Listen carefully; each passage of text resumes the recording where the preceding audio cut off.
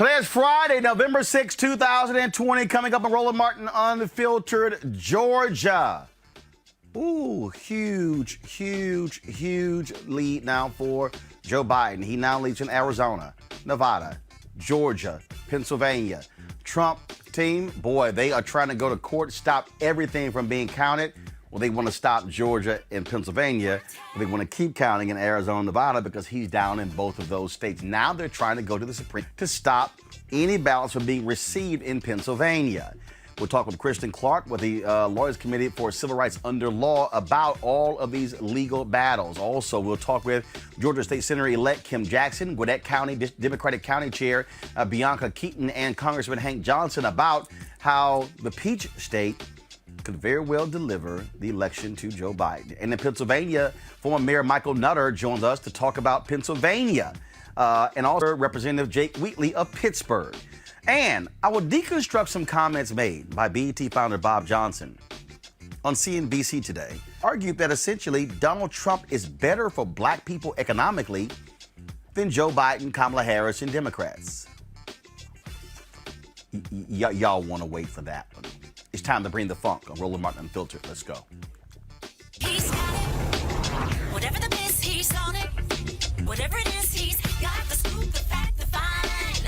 And when it breaks, he's right on time and it's rolling. Best believe he's knowing.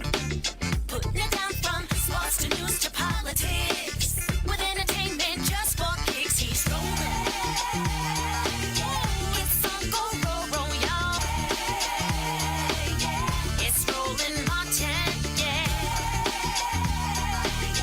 Rolling with Roland now. He's funk, he's fresh, he's real, the best, you know he's Roland Martin now.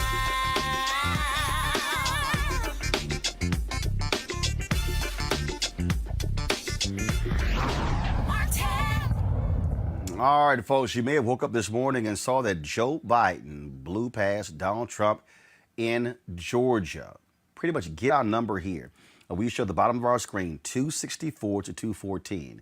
So Associated Press, other networks, they have not called Georgia. They have not called Pennsylvania.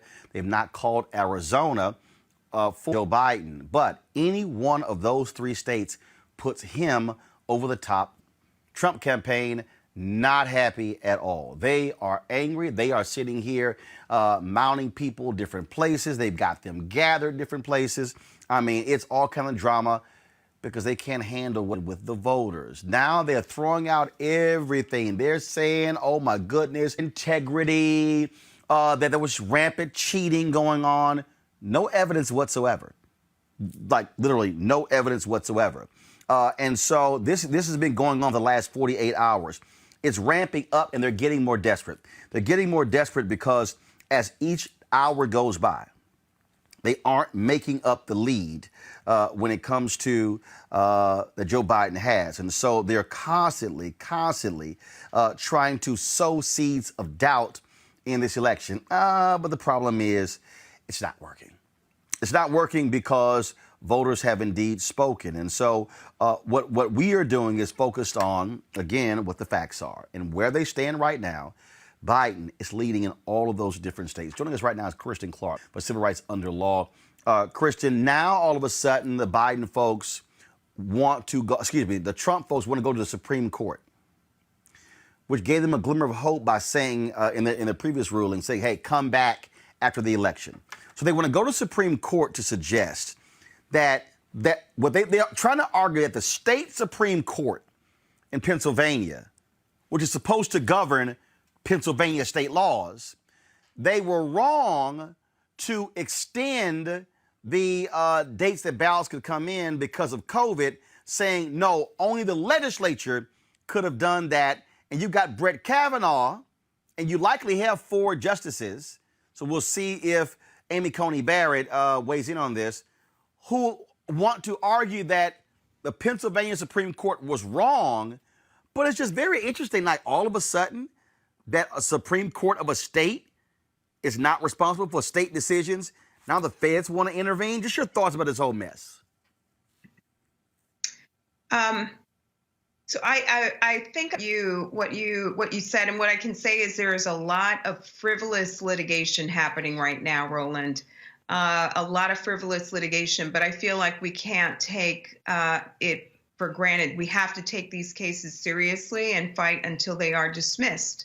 And so what we're doing right now is last night, along with our partners, we moved and filed an amicus brief in one of these cases pending in Pennsylvania, where they are trying to cancel out certain provisional ballots and cancel out mail ballots where voters got notice of a small error and an opportunity to cure and fix the problem. We know that there are cases filed in Nevada. We know that there's a case at the Supreme Court where at least a handful of justices, we can't decide this issue now, but come back to us later and we might revisit this issue. And that's a case involving Pennsylvania. So we're still fighting tooth and nail, Roland, and we're going to fight until the bitter end. We're going to take these cases for what they are. They are frivolous, but they must be defeated and beat back. And we're also working to make sure that voters who cast a provisional or paper ballot on Tuesday know the steps that they have to take to make sure that those provisional ballots count. Some of the margins in these elections are narrow, and it's not just the presidential election that's up. It's all those races down the ballot.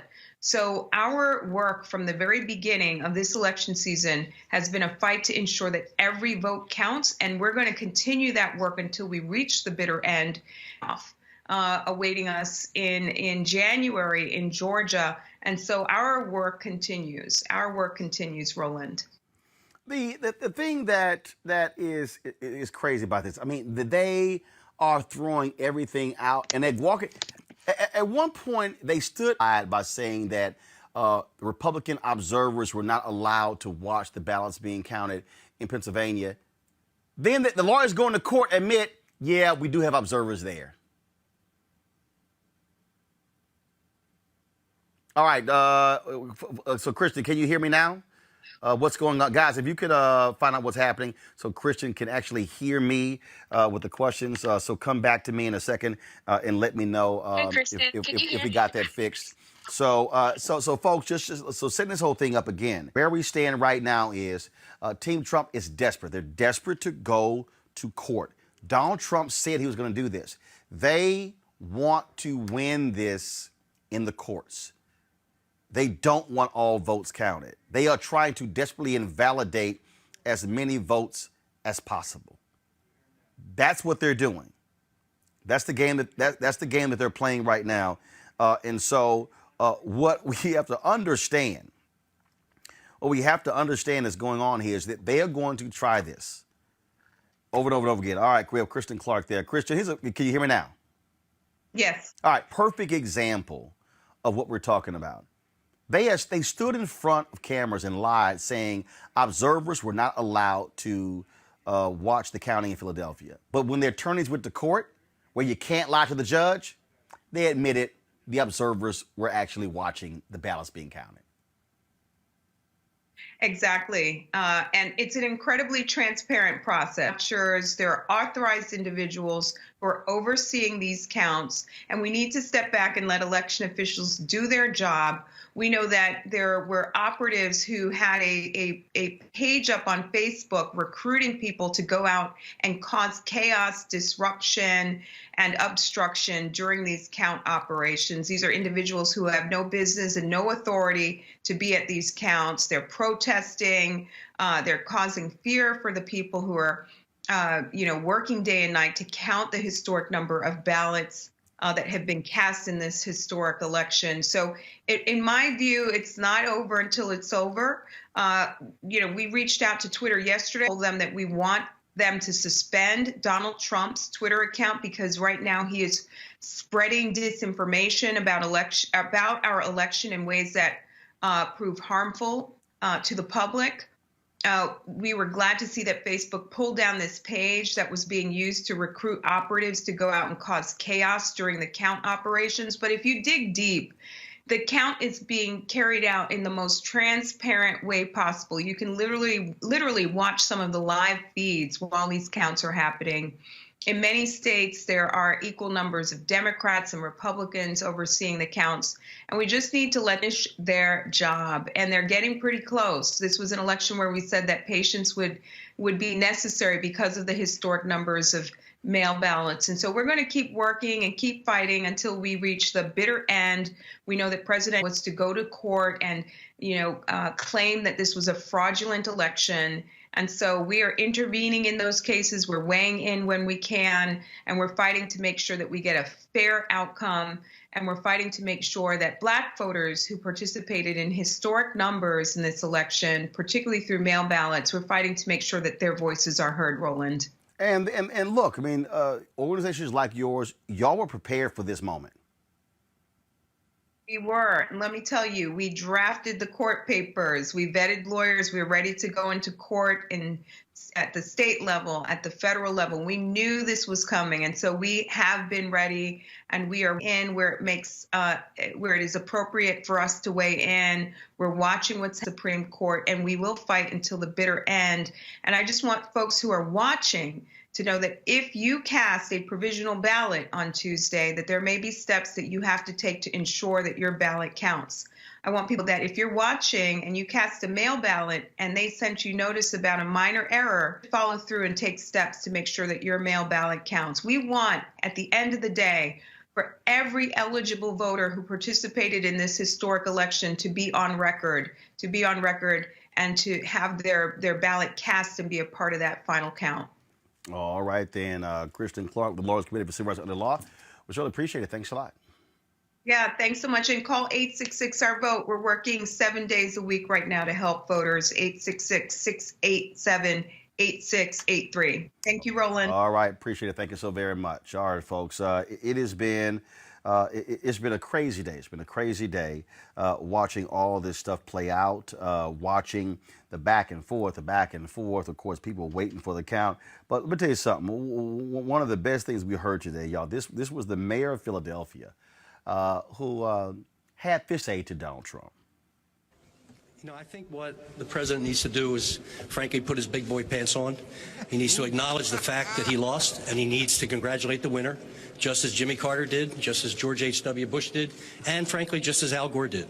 And stop this and let us move forward as a country. And that's my feeling. I doubt he'll listen to me, but that's it. But we know that's not what he's going to do because he's too arrogant to do so. In fact, just a few moments ago, let me show you what he actually tweeted. Now all of a sudden, he wants to have a different sort of tone, but forget that we ain't listening to it. So watch this here. So look at these tweets. 6 hours ago, with the attack by the radical left Dems on the Republican Senate, the presidency becomes even more important. Then 5 hours ago, where are the missing military to them? Okay, Donald, let me help you out, Donald. Military ballots are mailed in. Your post office screwed it up. So stuff is getting delivered late because of DeJoy. And the military ballots are going to be counted. Oh, I'm sorry. Why are you begging for military ballots? Because Biden is leading you by almost 2,000 votes in Georgia. Apparently, there's some 8,300 military ballots going to be coming in, and you're desperate. You're hoping that those military ballots gives you the lead back in Georgia. But y'all watch this one here. Listen to the tweet he sent out 28 minutes ago. Joe Biden should not wrongfully claim the office of the president. I can make that claim also. Legal proceedings are just now beginning. Dude, just stop. Just stop it. Just stop it. But again, the incessant whining by Donald Trump is just hilarious to me because what he wants, y'all, what he wants is he knows what's coming. He knows what's coming. He knows he's lost. And he's desperate. He's lost and he's desperate. What he doesn't want is for this to happen. In fact, I'm going to do this here. Joe Biden did address the nation today. It wasn't all about the election stuff. It really was also about COVID-19. This is him and Senator Kamala Harris in Delaware.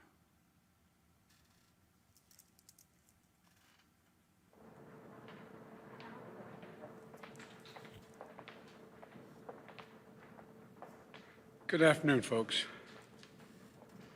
Senator Harris and I just completed briefings on both COVID and the economic crisis facing this nation. And we're reminded again of the severity of this pandemic, the rise nationwide, and we're nearing 240,000 deaths due to COVID. And our hearts go out to each and every family that has lost a loved one to this terrible disease. In America, the vote is sacred. It's how people of this nation express their will. It is the will of the voters, no one, not anything else, that chooses the President of the United States of America. So, each ballot must be counted, and that's what we're going to see going through now, and that's how it should be. Democracy is sometimes messy. It sometimes requires a little patience as well. That patience has been rewarded now for more than 240 years with a system of governance that's been the envy of the world. And we continue to feel, Senator and I, we continue to feel very good about where things stand. We have no doubt that when the count is finished, Senator Harris and I will be declared winners. So I ask everyone to stay calm, all the people to stay calm. The process is working. The count is being completed, and we'll know very soon. So thank you all for your patience, but we have to count the votes. God bless you all, and may God protect our. Thank you so much. Yeah. That was Joe Biden speaking today to the nation. The grown child in the White House, all he's been missing in action today, all he's been doing is just tweeting and all kind of crazy stuff all day. I mean, that's what we're sort of used to. Our panel is Rob Richardson. He's the host of Disruption Now podcast. Michael Imhotep, host of the network show. Dr. Neon B. Carter, Howard University Department of Political Science. Glad to have all three of you here. It's very interesting all of this play out, Neon B, because, again, they're desperate. They're flailing. They are trying to cast doubt. And also, frankly, they're angry that black people, it's black people who delivered the fatal blow to Donald Trump. He is railed for 4 years, calling the voters in Philadelphia corrupt. And it's killing him that Philadelphia came in hard against him. It destroys his ego that Detroit, black Detroit, came in hard against him. It's killing him that black Atlanta is going against him. It's just killing him that black Milwaukee put that final nail in his coffin as well. That's what's killing Donald Trump and all of his MAGA supporters. Absolutely. But he's been telling us for months that this is exactly what he was going to do, that he was going to do. He called mail-in ballots illegal votes. He's been telegraphing for months that he knew he was going to lose. I mean, he started this race defeated, quite frankly. And it's sour grapes now. And you're exactly right. There's nothing worse to a person who has sort of created their altar to white supremacy to finally see that it was the very same people that he despised potentially take power away from him. That's killing Donald Trump. That's killing his supporters. And, you know, their tantrum, unfortunately, brings with it real threats along with it. I mean, these people are out here armed to the teeth. They're showing up to places with guns. And so it's not just, you know, that these people are having a fit in the street. They're having a fit in the street with lots of weapons and real threats. And really, it seems like in many cases, law enforcement who are letting these people have, full-on meltdowns and spin themselves into butter. But I think, you know, it was especially sweet to happen this way, and to see that these black cities and these black folks turn out and put him out, quite frankly. It is just laughable to watch these folks, Rob, because they can't handle losing well. The thing is, I mean, Hillary Clinton showed far more dignity when she lost in 2016. John McCain, we lost. But see, here's the deal. I keep telling people, I don't need Donald Trump to concede. Right. The votes are the votes, Rob. Yeah. So Agreed. I don't need Donald Trump to invite Joe Biden to the White House, do the customary sit down. I get why people want that, But we know the man child is not going to do that because that's called decency. That's called basic decency. You're right, he's not going to do it, but it would be very helpful for the nation for him to do it because he is a lot of things. He's a man child. He's also the greatest, I believe, con man and marketer to ever be in that position because the sad fact is he got a ton of votes and there's a lot of people that still believe whatever they want to believe that comes out of his mouth. He has a cult personality following him, and why this is dangerous is because people believe it. I mean, there are people that are, and it goes beyond education. There are people that have some education and still want to make themselves believe that somehow they're being cheated, that, you know, somehow black people have the power to hold secret votes and keep away votes, and suddenly we can just turn the whole election. I mean, suddenly we can do that, but I can't figure it out. So, like, if we can do that, but we can't get reparations, I don't know. Like, we have this secret plot that we're controlling things. It's not happening that way. But whatever narrative he tells, believe, and as Dr. Carter said, it is extremely dangerous because they are prone. They already want to be angry. They already want to find a reason to blame someone, and he's using the denominator of fear to drive them to be irrational, to make it feel like somebody's out to get them, that everybody's against them, big tech's against them, media is against them, black people are against them, Latino people everybody's against them. No, actually, it's Donald Trump that's against you. He's just a great con man and a marketer. Michael, you got this Louisiana Congressman Clay Higgins who released this video. If y'all want to see Cray Cray, watch this fool, y'all. This is a person who's a sitting member of Congress. Listen to me, America.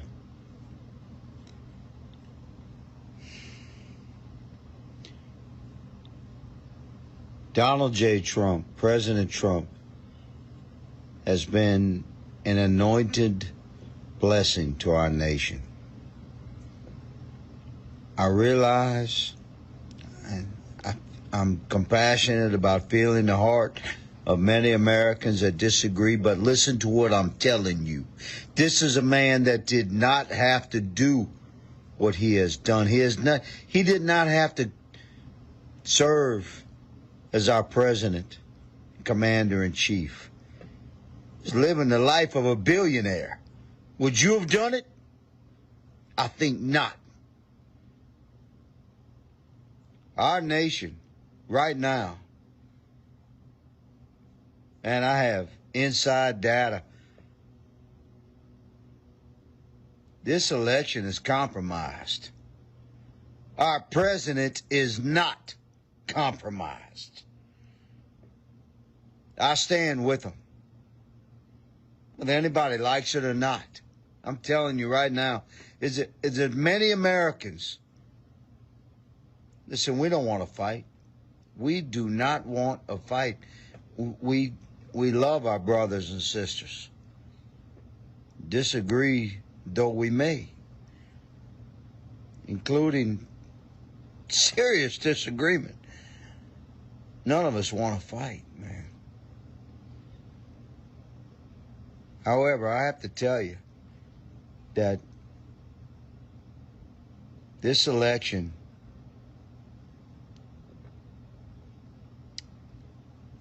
our president won this election. What's Michael, the Blair Witch Project video? I'm like, what? Did he not pay his I have inside information. You're a sitting member of Congress. Ooh. Don't let it ever be said that you can't achieve. That man's in Congress, just so you know. Go ahead. I'm sorry. If he had any information, he would have released it. Thank you.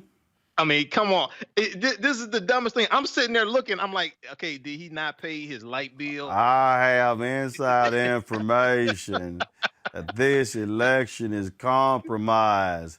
I ain't going to share it with nobody because I'm making me a Blair Witch sequel video.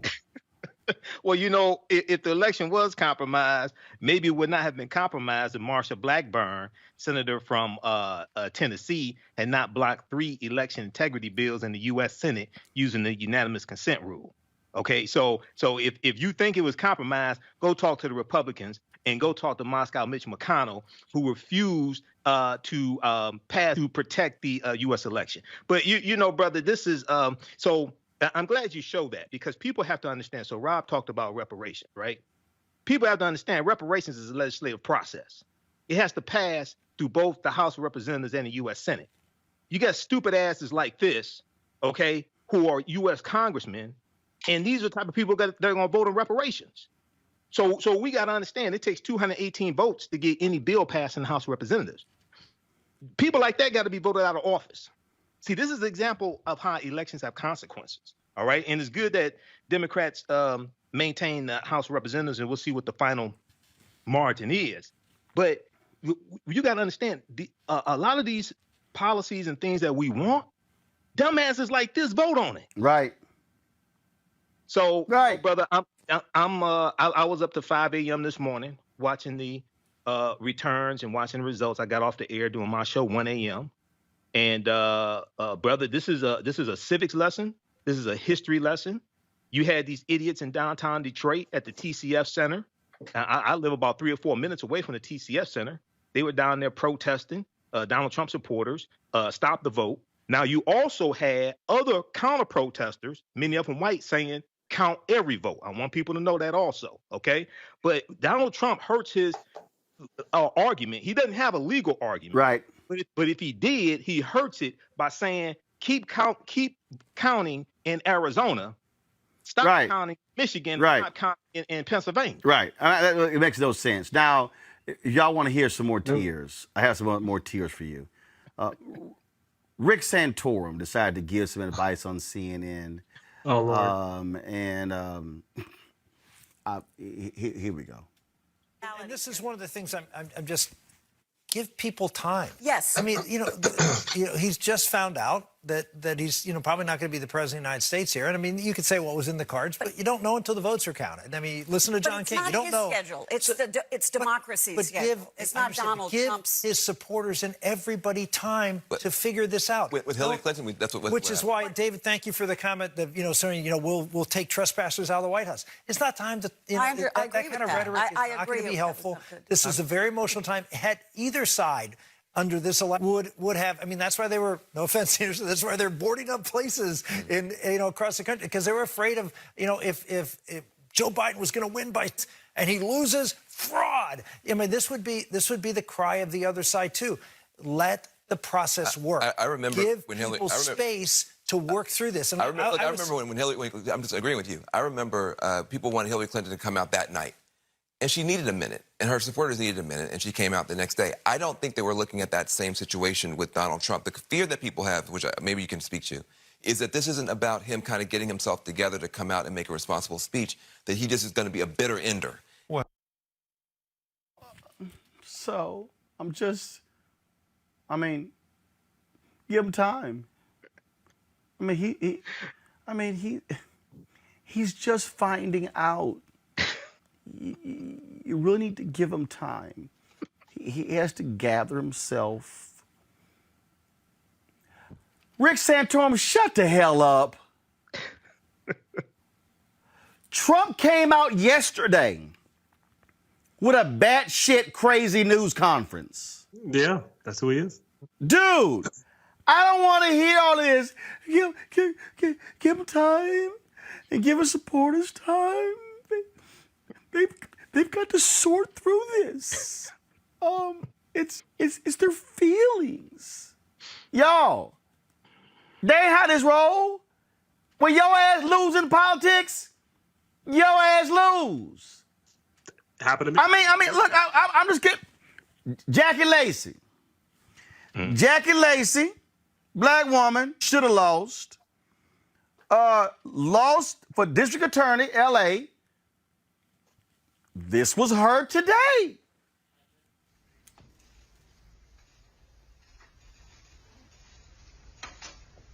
Kiss through mask.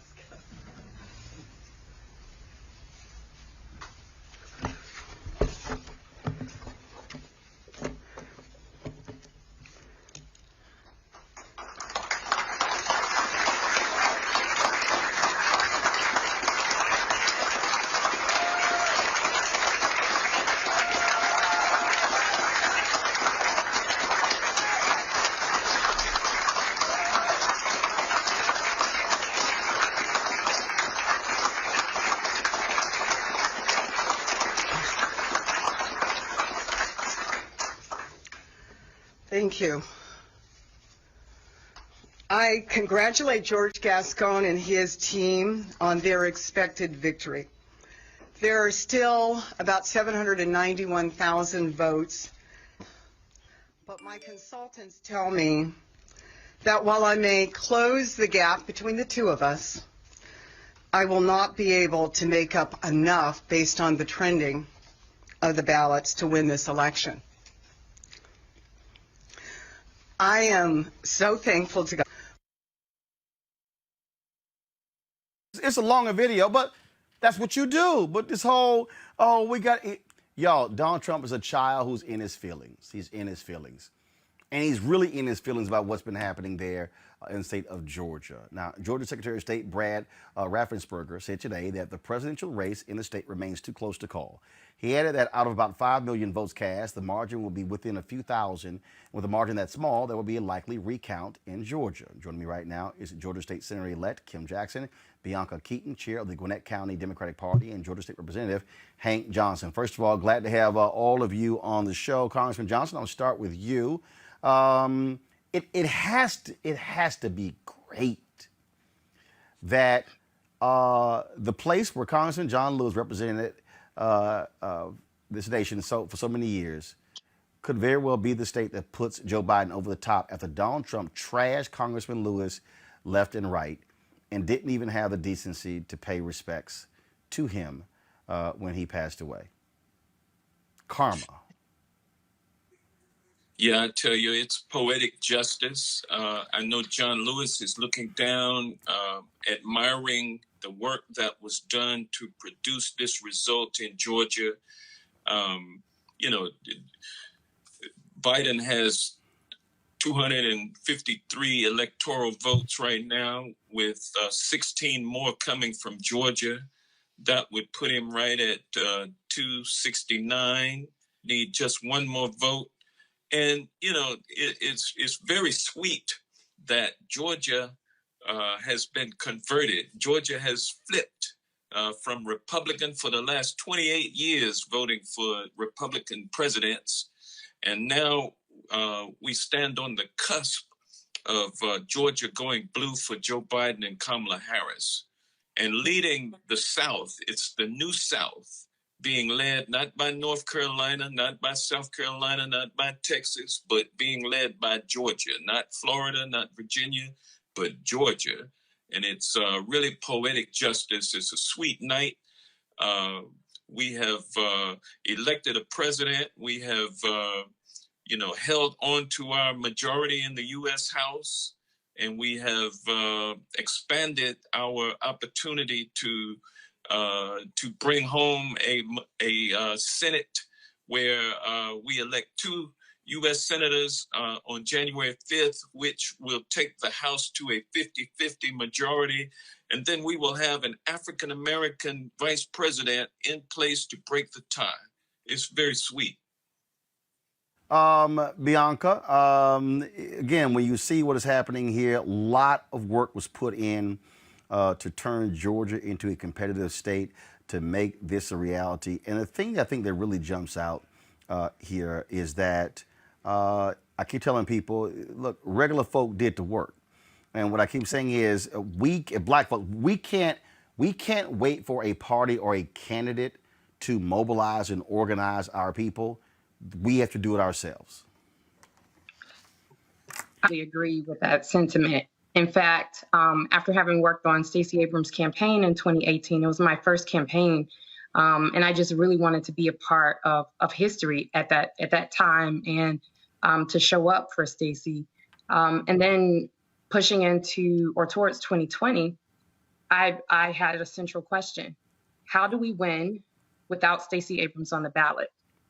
And in many ways, that meant that we had to become Stacey, continue the legacy of the work that she began. And it was work that began before her gubernatorial campaign in 2017, 2018. It began in 2010, when Democrats lost big time statewide in Georgia.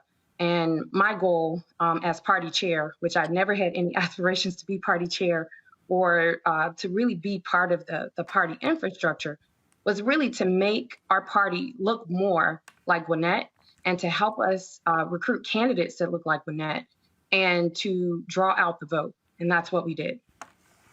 Kim, one of the things, though, we're now looking at is, look, it is still, the margin is still extremely small. You have military votes that will be coming in as be counted as well. Donald Trump is already begging for those military votes because and if anyone knows, let me know. Last I heard, it was supposedly around 8,000 military votes that were expected there in Georgia. Yeah, 8,400, 8,420 to be specific. So Kim, Donald Trump is hoping desperately that he picks up 70, 80% of those military votes to put him back in the lead there in Georgia. Well, I just checked the numbers right before I came on, and we are 4,000 votes ahead right now. So even if he gets 80%, I mean, the numbers are not in his favor. The trend is clear. Georgia is going to elect our next president, and he will be Joe Biden. So I'm thrilled, I'm excited, and it has been the work of so many people, but particularly Black women in Georgia who have made this happen. The thing that jumps out, and I saw someone's posted some polling data that showed that there in Georgia, 17% of Black men voted for Donald Trump. Okay, but here's the thing that I think is important, Congressman Jonson, that we can't let, let's just be frank, white media get us caught up in that, because the two groups out of everybody in America who voted against Donald Trump for Joe Biden, the two highest groups were Black women and Black men. Black men outvoted Latino men, white men. They outvoted white women, Latina. So again, I know folks want to harp on the 17%, but my deal is you can't ignore the 83. Mm-hmm. Yeah, the turnout, the number of voters who came out was astronomical. It was like 4.1 million voters who voted in 2016 in the 2016 general election in Georgia. In 2000, 4 years later, we'll see about a 900,000 vote jump. And that turnout is concentrated in areas where Black and brown people live in Georgia. And so I'm very happy about the turnout.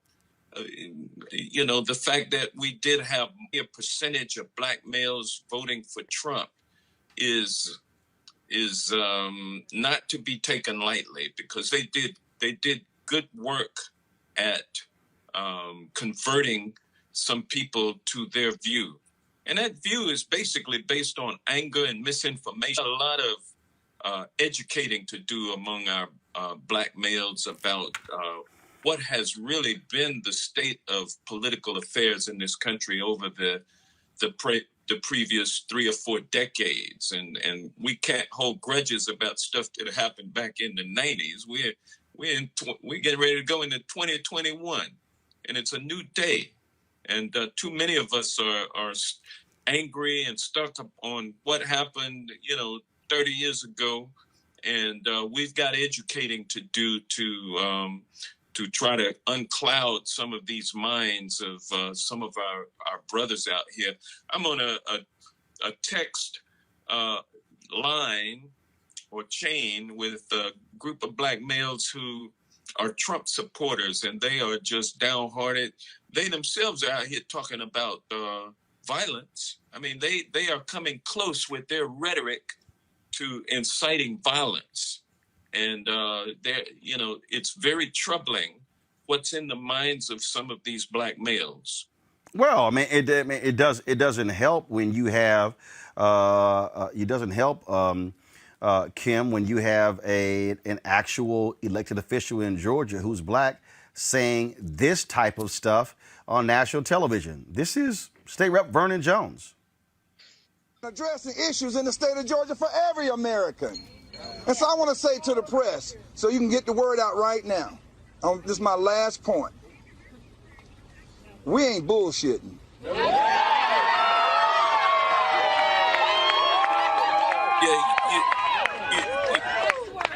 Stacey Abrams, you want a fair fight? Bring it on. Bring it on. You've been like a vacuum cleaner, getting all of this underground money. We need to see where it's coming from and how you're spending it. But I know one thing, you're spending it on suppressing black people and other people. You're suppressing them. You know how you suppress? Because you're intimidating people for having their individual thoughts and their individual concerns. Because they don't support your agenda, you don't want them to vote. You don't want them to come out and speak their minds, what you're trying to do on that plan. There's so many lies in there. We ain't even got that much damn time to break it all down. But that's... Well, you know what? Earlier in his comments, he made a comment about we can see the... I know. I have it right here. Go back to my iPad, please. Start shooting. Hold on. Representative Vernon Johnson. Yeah! Hello, America! Hello, Georgia! In case y'all didn't know, I'm a Southerner, and we believe in fighting. Yes, this fight is just getting started. We're starting now to see the white of their eyes, and we get ready to start shooting. I mean, look, even the crowd was sort of like, did this fool just say we're going to start shooting? Kim, go ahead. Right. I mean, so let's be clear. First of all, he will soon be the former representative. Vernon Jones does not represent Black Georgia in any way, shape, or form. So I think he has found his way of getting fame, and he's gotten those. And we are so glad that he is moving on. And honestly, he's gratefully he's being replaced by a Black woman. So once again, we see Black women stepping up and saying, no more. We will not tolerate that kind of rhetoric. We will not be represented by those kind of people. Here we are. To the point, Bianca, to the point that Congressman Jonson was making about the misinformation, that is critical. But I'll be perfectly honest with you. So on that point, it's a couple of things. One, Democrats were awful as far as I was concerned with direct messaging.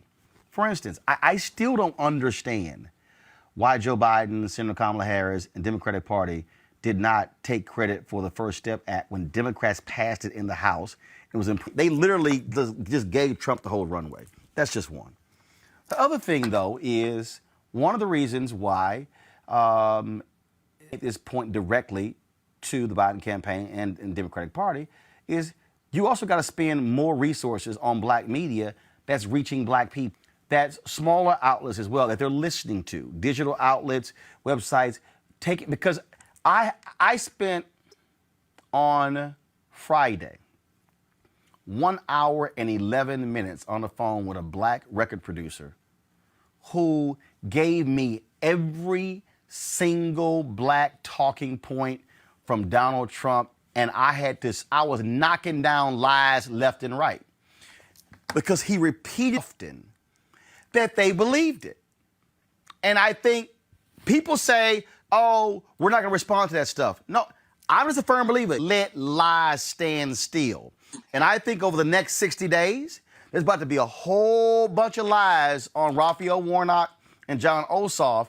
And is the Democratic Party prepared to swing back hard on those lies and to lay down a narrative that speaks to those Black men and to the plus 4 points of Black women who voted for Donald Trump? Because it was 95% for Hillary and went down to 91% for Trump. Go ahead.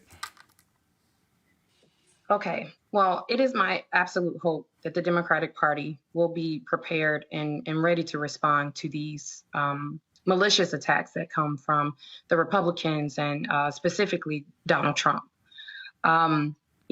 These attacks have been very disgusting, and I do expect them to continue.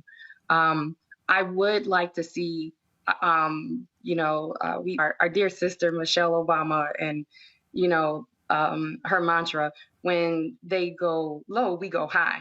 And there are a lot of there to do what needs to be done. I disagree with that. I appreciate her comment. I'm a firm believer when they go low, you hit their ass in the ankles. Well, and that's exactly my point. Cool. Thank you very much. I just want to make sure you and I on the same page. We here. Yeah, we here. Cool. We here. Good. We here. Okay. So I actually just saw one of my dear friends from Capitol Hill post a when they go low, we want drama, and it had a picture of RuPaul, like she ready. And that's how we need to be in attacking these lies that are coming out. But I also take a little bit of issue with the amount of burden and responsibility that is placed on the backs of Black bodies. How much more can the Democratic Party expect out of Black voters? We do need to be making investments in the Black community, and I do expect that we will get all of that and some with this Biden-Harris ticket. And I'm very much so looking forward to that, because they actually had a plan for Black America, contrary to the two-page pamphlet that was the platinum plan, which was just a few talking points there. The trash plan. It was trash. I'm gonna deal with that a little bit later in the show when I break down these comments Bob Johnson made today on CNBC. But go ahead. Yeah. And to the issue of Vernon Jones, like, nobody's paying Vernon any attention. Like, he's going out the door, and he's had a mile of issues, to follow him. So as far as I'm concerned, he's looking for a career change, that he's hoping he can pick up something with the Republican Party, because they like to have and exploit and create Black caricatures.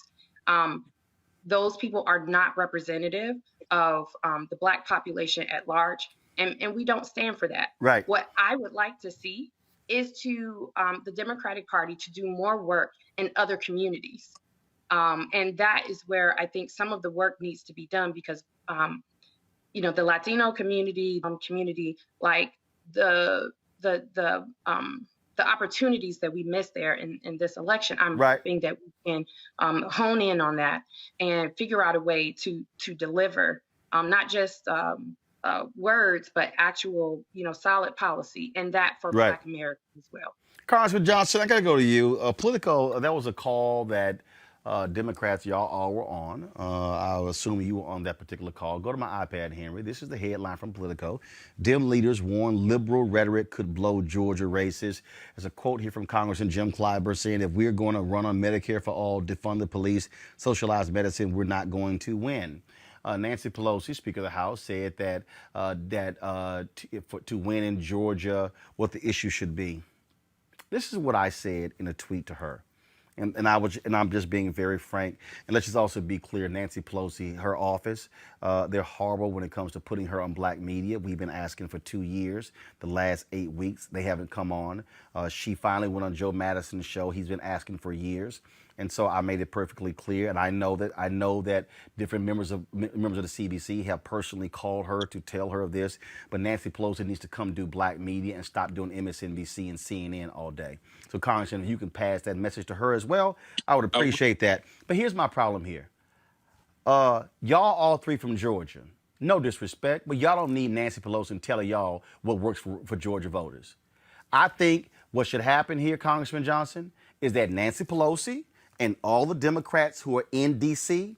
need to step the hell back, let the people in Georgia who know that state well and their voters lay out the game plan for how to win these 2 seats, these 2 Senate seats. So that is Stacey Abrams and others. Let them be the generals. And so Nancy needs to take a seat back and say, Georgia Democrats, y'all did y'all thing. Y'all know what's best.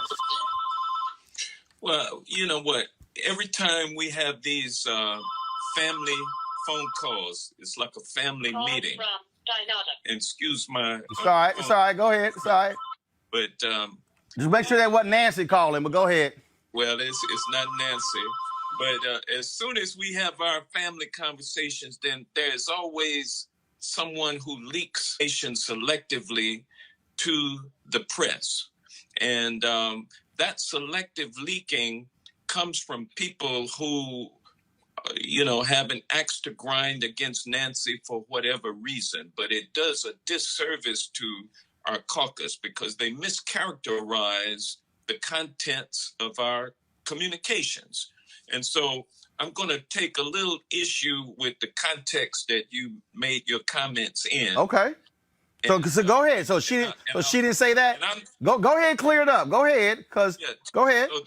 So Nancy is not during that call. Did Nancy talk about any message that should be propounded in Georgia for our Senate elections? She took an opposite opinion on, how. So in other words, there were people have a meeting like that right after the election, and we suffered some losses. And those losses, by the way, if you look at which Democrats lost their seats, first of all, we had 31 seats to defend that we won in 2018 that Trump had won in 2016.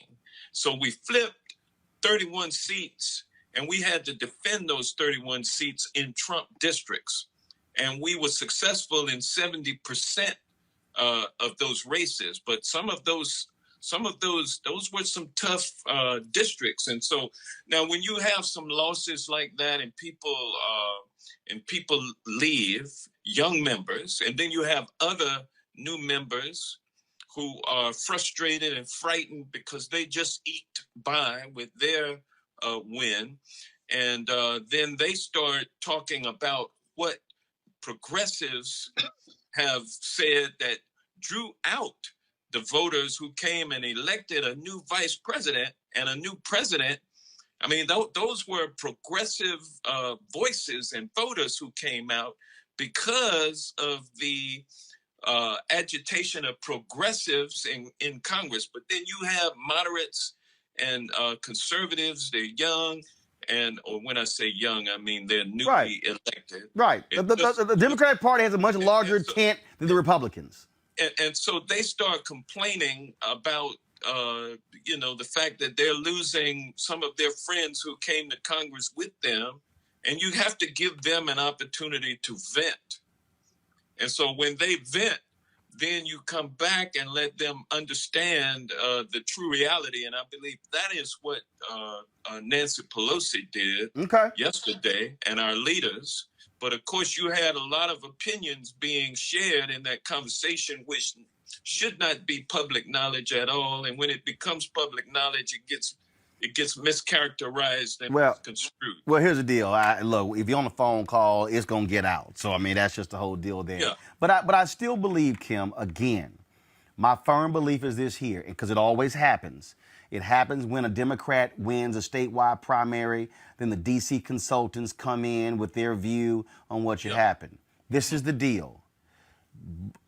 Folks in Georgia, mostly black, they did the groundwork for the last 6 years to make what happened this year reality. I've already made the call. I've already said to the black folks in Georgia, we gonna bring my show to Georgia as much as possible in November and December. Y'all tell us where we need to go. See, because again, I think y'all know best where the votes are. There's a deadline on December 7th to register folks to vote. I would think y'all know where the voters who need to get registered are, where the resources should go. That's who I'm listening to win the Ossoff and Warnock race, Kim. Well, you know what? You got Bianca Keaton on this call. I know. No, she gonna talk in a minute, but I'm gonna go to Kim and then Bianca. Kim, go ahead. Yeah, I mean, that's exactly right. And it's the jobs that need to be going to Georgians as well. I am tired of people coming from all across this nation and setting up camp here in Georgia who don't know a damn thing about Georgia, but telling us what to do. There are plenty of community organizers and activists and people who have worked on campaigns who can do the work in Georgia. And so the Georgians need those jobs. Those jobs need to go to Georgians, and we need to be the voice of the strategy and the strategizers. It's absolutely essential. And so, Roland, I'm with you. You are absolutely right. Bianca, look, they're already saying 100 million is likely going to pour in the next 2 months on both sides. I want to make sure it's black political consultants it's black posters, it's black ad agencies who are handling the media buys. That's what I'm saying has to also happen. And again, folk from not from Georgia listen to y'all on what the game plan is to win those 2 Senate seats. Okay, Well, this is one that I kind of have to take a breath before I jump in and answer, because it's one of those things that, you know, if you're going to have expectations of the Black community, you better be putting investments in Black organizers, just like you were saying. Mm-hmm. One of the remarkable things that Stacey Abrams did with her campaign is she invested in people who looked like Georgia. For the first time, we had trans people, we had Black people in like really heavy, serious leadership roles on a campaign being heard at the table, and not just for representation for the sake of representation, but actually for a more substantive, steering of how that campaign moved here. And it wasn't just Black; it was everything. And if I might say, I believe that Gwinnett County really is the center of what all of that coalition's work across the state of Georgia is comprised of. I mean, we've got rural, we've got heavy AAPI, we've got heavy Latino population, we got a lot of Black people here, we got a lot of suburban, there's so much here. And I think that Gwinnett County needs to be the first stop for every one of these campaigns, because there's a certain amount of work, a certain amount of inroads that we're going to make in areas like DeKalb and Fulton. But if we're going to bring out new voters who have a higher likelihood of voting, those voters are going to be right here in Gwinnett County. And so I want to see all of our communities invested in, and I don't want any one of our communities to feel taken advantage of. But I'm definitely going to advocate for Black staff, for Black leadership, and our Black candidates. And I'm just gonna say this last thing, and I'm being straight up, Congressman Hank Johnson. I'm expecting you and Congressman Scott and Congressman Bishop to let them also those PACs as well.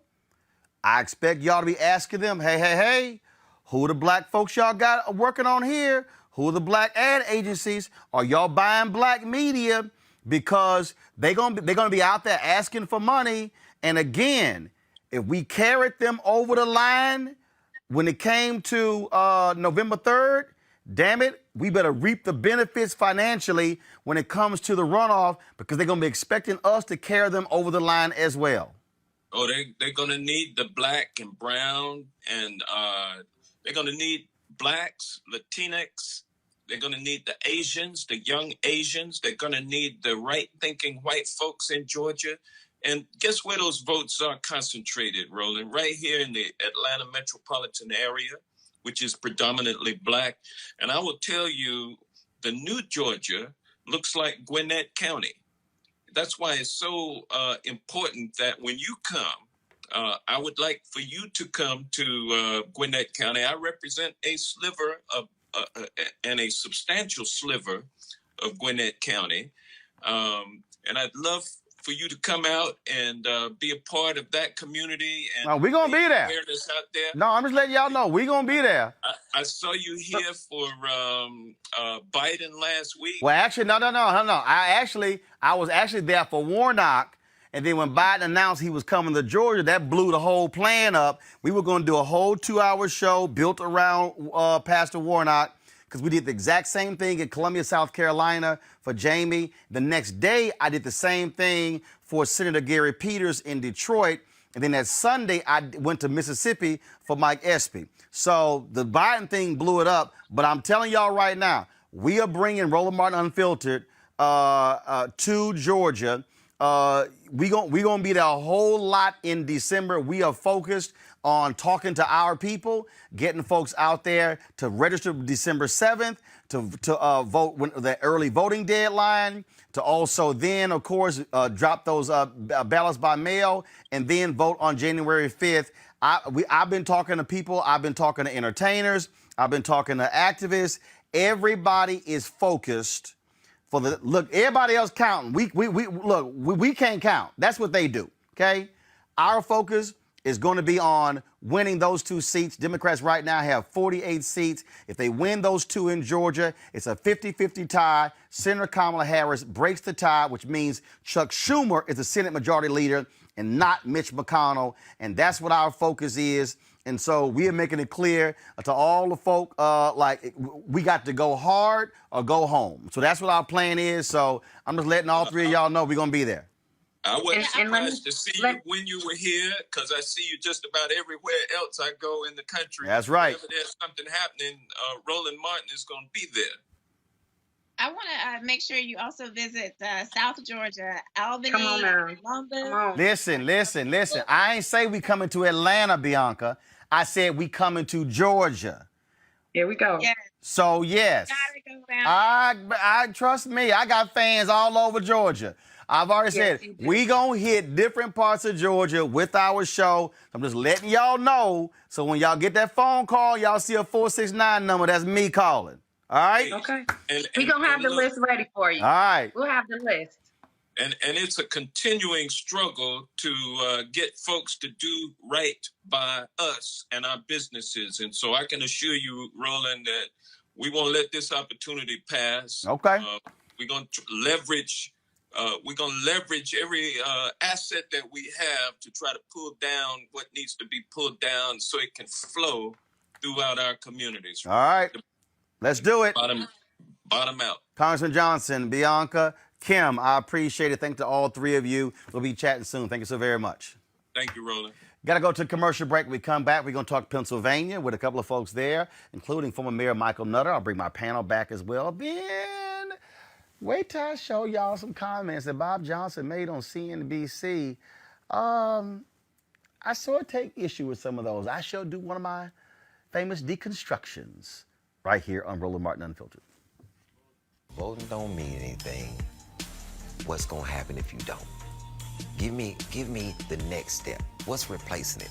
Where's your voice being heard at? How do you put your grievances out in front? How do you put forth your ideas if you don't vote on it? Tell me. Now I want to know if it don't work, then tell me what will work. You have nothing? You have nothing? I think you should vote. Historically, a lot of blood on that vote. You should vote.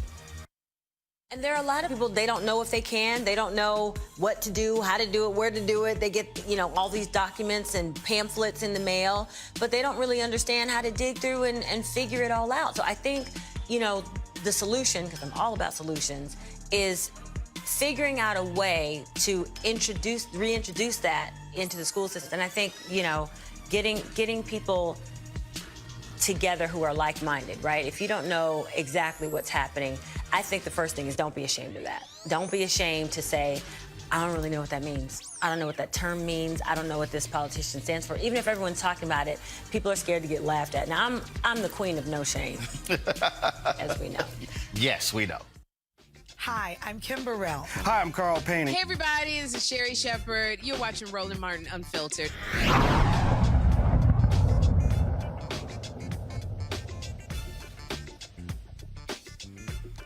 All right, y'all. Trump's lead narrows in Pennsylvania as he races to the courts to stop the final ballots. The race there is too close to call. In a moment, we'll be talking with a couple of folks out of Pennsylvania, but I'm going to bring back my panel. Nyambe, I'm going to start with you on the point I was just making there. Again, I get what Congressman Jonson said. I saw the story. They're talking about what Democrats should run on. I'm serious. Bottom line, ignore all the people out of D.C. You got to win Georgia. You ain't got to win AOC's district.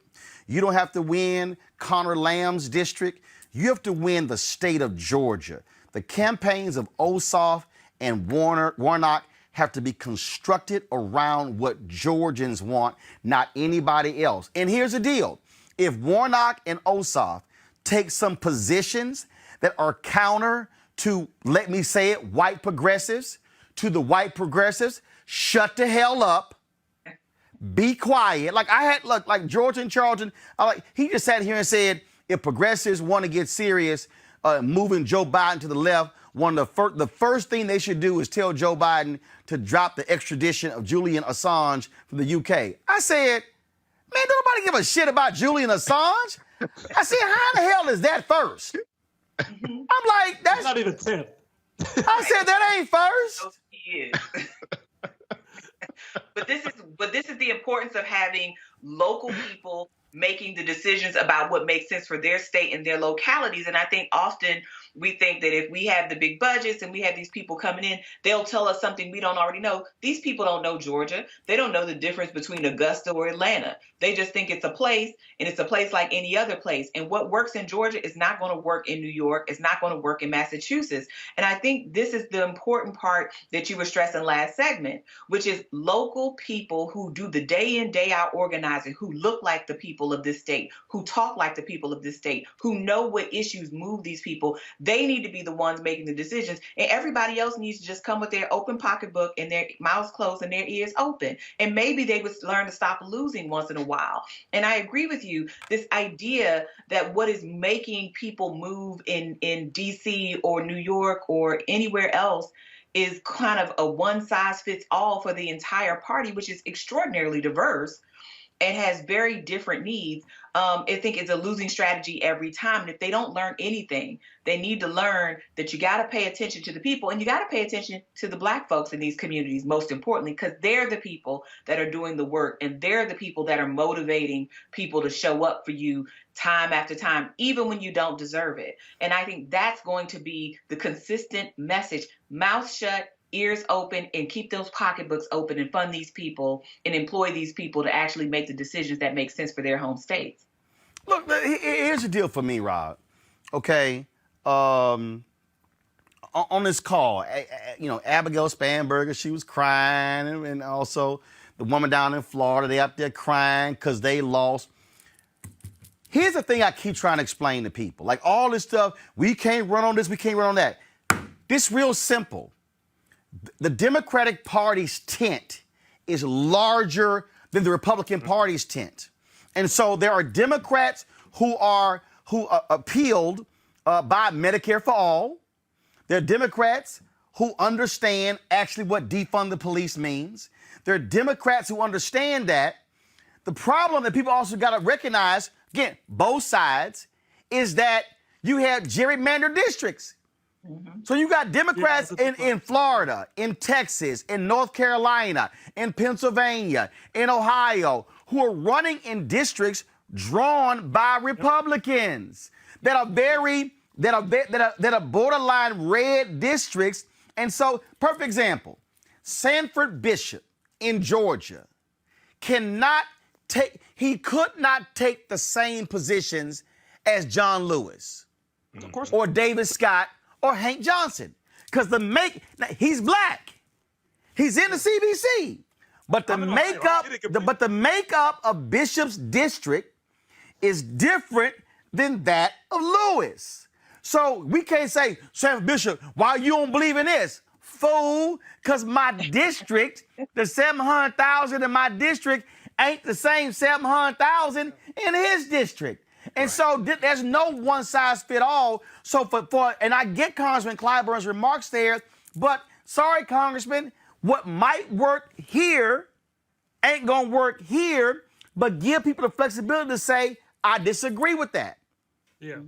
Yeah, I mean, you need to give people flexibility, but I'll say at the same time, from a different point of view, and I agree with a lot of what you said, I want to hit on particularly what has to happen when we talk about us being included. You hit on it, but also from the consultant point of view, I can tell you how they did their messaging was one size fits all. They hired the same polling firm. And I will tell you what the Trump administration understood a little bit better. They micro-targeted in an emotional way Black men and who they were trying to get. And though Biden won, I do think there was some margins where it wasn't just Georgia. It was some places Black men went 20%. And they were talking to Black men in this way. And yes, Black people did. And we're the reason why America has been saved from itself. But I'll say also the Democratic Party should be doing more, hiring more consultants all across the board, making sure that they're not just hiring all white, all big firm consultants, people like yourself, people like me, people that do this and have done this, actually hire people who know how to message to people. They don't do that. So that's something we can learn from, hopefully have the chance to learn from in this. But then we need to also, there does need to be, the message shouldn't be like Medicare for all, but there does need to be some type of, I think, messaging that we agree that this is what we're going to do. We're going to hold, it's not going to be controversial to say we're holding pharmaceutical companies accountable to make sure that's more affordable for people. Like, I don't understand. There are some basic things we ought to be able to say. You can't say that if pharmaceuticals are funding your campaign. There you go. And therein lies the issue. Like, you have to have some conviction for what you stand for, because that's the problem with some of the Democratic Party. Not that we have to take this position. Defund the police is the wrong way probably to frame it, but everybody can take the stance that we want to make sure police are accountable and that they police in the community in a way that's inclusive. Like, we have to be able to have some tenets of things that we're talking about while we have this big tent, because you know what the other side does? They also have, they're not as diverse, but they got these three unholy tenets, I guess. They got white supremacists in there, they got business tax cuts people in there, and they got evangelicals. And every single Republican has something where they don't talk exactly like that, but they rhyme with it. So we also can't have this point of view where no one understands the basic tenets of what we're fighting for. So fighting for some basic things, and I'm not saying we have to agree to every single policy, but we ought to be able to frame our convictions in a way that people understand what the hell it is we're fighting for. Because if we picked up the presidency in this way, which we're going, we should hopefully get the Senate, but I think we could have picked up more of the Senate and not lost as much of the House. This is the first time this is happening. How? No. How? Okay, here's the deal. What do you mean? No. Here's the deal. Okay, I picked up more of the Senate. Where? What seats? What's that? I think with the right messaging, we could have won North Carolina, because you lose 20% of black people in North Carolina. No. North Carolina was less than 100,000. It's not messaging's fault that dumbass was sexting with a woman in California. Yeah, well, my point is... No, seriously, no. I went through the whole deal. Cal Cunningham was polling very well. Cal Cunningham... First of all, polling across the board was all wrong. I'm about to say the polling was off. No, but here's the deal, though. But Cal Cunningham gave Tillis an opening to hit him on moral failings in the final 2.5, 3 weeks because he was sexting with a woman in California. You can't control that. Now, here's the problem, okay? I hear all what you said. Democrats picked up Arizona. They picked up, and I know my Philadelphia guests right there, tell them I'm coming to them in 3 minutes. They picked up Arizona. They picked up Colorado. Yeah. The only real seat, the only other 2 seats you really had a shot at was Maine and North Carolina. Here were the other seats. Here were the other seats. Kansas, deep red. And the Democratic candidate was a former Republican. Texas, Hagar, a former Republican who was a Democrat. Kentucky, Amy McGrath sucked. No, we never had any shot. I'm talking about Maine and I'm talking about North Carolina. But here's the deal, though. So follow me here. Democrats had a shot to pick up 4 seats. You got half. I mean, and again, you couldn't control Cunningham's penis or his fingers. So the problem here is. I don't think it lost. So the problem here is Biden lost. You really didn't have pickups there. And look, Sarah Gideon was the Speaker of the House of Representatives in Maine. But she also was running against a popular woman, even though polling numbers showed her down. Here's what happened. What happened was there was significant split ticketing there in Maine. Folks said we'll go with Biden, but we like Collins. I just think that because I've been battling these white progressives, Michael, over the last 3 days, who are like, oh my God, the world is ended. Yeah, we won the White House, but we lost the Senate. We lost seats in the House. We lost state races. As if there was not a massive coalescing around Trump. Look at Texas. Biden lost to Trump by 800,000 votes in Texas. Hagar lost to Cornyn by 1 million. Mm-hmm. So the map, Michael, is actually better for Democrats in the Senate in 2022 because they're going to be in states where you have a better chance. And guess what? Out of all the states where I mentioned, where Democrats had the best shot at winning, only one of them had a significant population of black people, North Carolina. Ain't no black people in Maine, so white progressives, that's on y'all. Ain't no black people in Iowa, so white folks, that's on y'all. So that's what I'm saying. Michael, go ahead.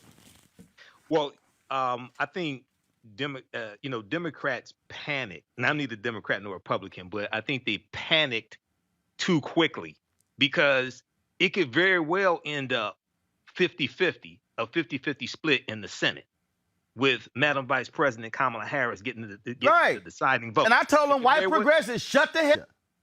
Exactly. Focus on Georgia. But the reason they can't focus on Georgia because they love shitting on black folks in the South. Mm-hmm. Okay, y'all don't want. They want me to go there. Michael, finish your point. Go ahead. Go ahead. Speaking of sugar honey iced tea in the South, Mike Espy in Mississippi. Do you think if the Democratic Party had invested earlier? No. Here's why. For a ground game. No. Here's what. Not TV commercials. No. Here's why. Here's why. Here's the deal. This is very simple. We saw the strategy from the 1960s, SNCC and CORE. Philadelphia, I'm coming to y'all literally in 60 seconds. The strategy was in SNCC, CORE in the 1960s. We just saw the strategy work in Virginia. We saw what Stacey Abrams and others did in Georgia. We saw what Reverend William Barber and others did in North Carolina. You got to commit to a 6 to 10 year ground game. Long term. It can't in 6 months. You got to go in and till the soil. And you got to sit here and work the land, the benefits of crops. It ain't gonna happen. That's my point. Huh? Long term. Yeah. So Democrats don't do long term. which means you can't do it through parties. Which Georgia, it was done through a separate group who was fixated on that. I agree. It had nothing to do with a party. That's what I mean. Let's go to Philadelphia, y'all. Joining me right now. Let me bring in my Philadelphia guest. My apologies, y'all, as I was holding y'all. Joining us right now is Jake Wheatley, Representative Jake Wheatley out of Pittsburgh with the Black Caucus there. Also, former mayor of Philadelphia, Michael Nutter. First of all, I just want to get both of y'all's thought on what I just laid out in terms of what is required to really flip these states. And I just think you got to let folk from that state be in charge of organizing and building and breaking down the deal. Look, people talk all the time, Mayor, about Philadelphia, but the reality is y'all got a right-wing legislature. And the only way you're going to break them down, your Supreme Court is tied 4-4. The only way you're going to break that thing down is you got to sit down and look at that map and see where the people are, and see where the disaffected people are, and see where the poor white people are, and see where the black people are, Latinos. Let me tell you something. Joe Biden, the black numbers killed it in Pennsylvania, but the Latino numbers did it as well. But you got to build that. It ain't gonna just happen during the election year.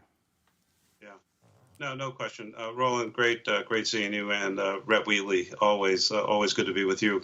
You know, I was listening to your discussion with the panel just before us, and I continue to be concerned about my party that we have these purity tests at times. Yep. Not a test that you take, but that for some in our party.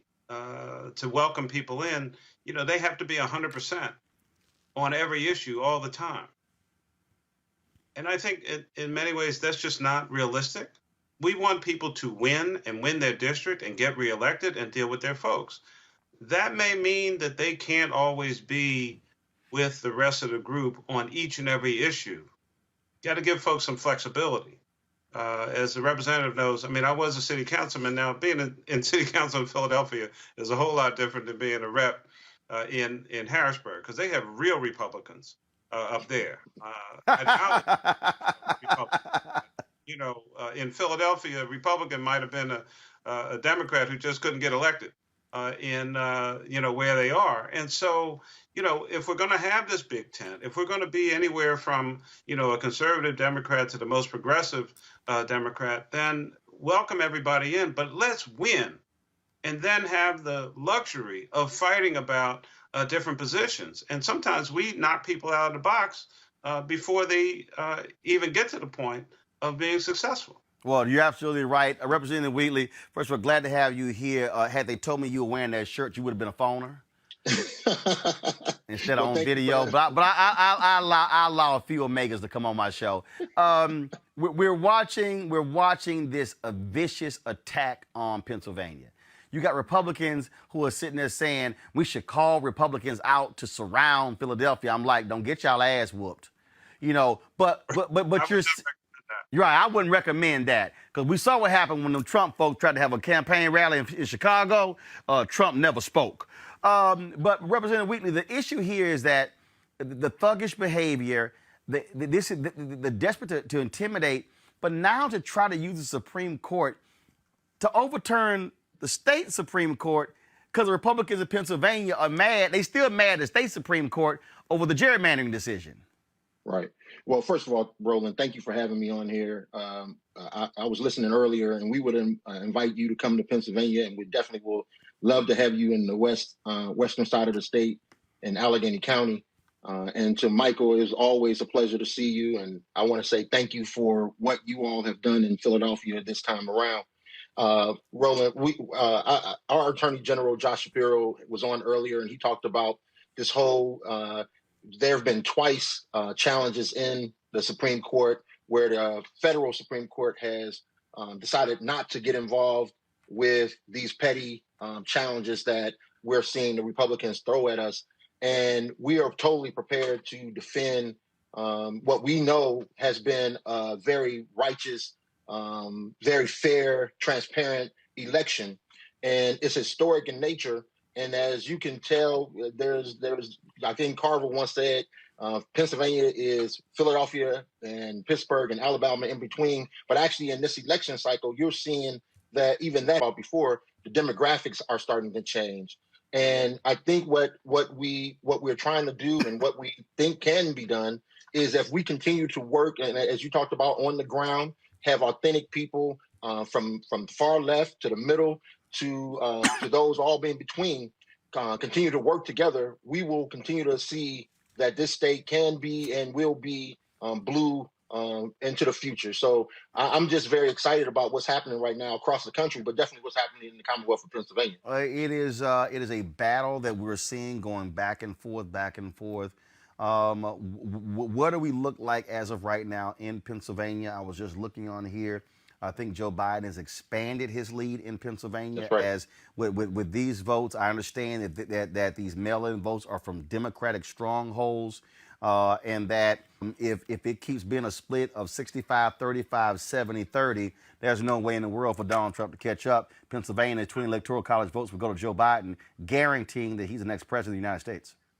Right. Roland, I'm sorry. The Biden lead, Vice President Biden's lead, is going to continue to expand. The bulk of those votes, as Representative Wheatley knows, they're split primarily between Philadelphia, and Pittsburgh, a couple other places in Pennsylvania. Philly overwhelmingly voted for Vice President Biden, and we had exponential growth, of course, in mail-in ballots as compared to even the primary. And so our hope, of course, is maybe things get wrapped up. I'm not down there. I'm not counting.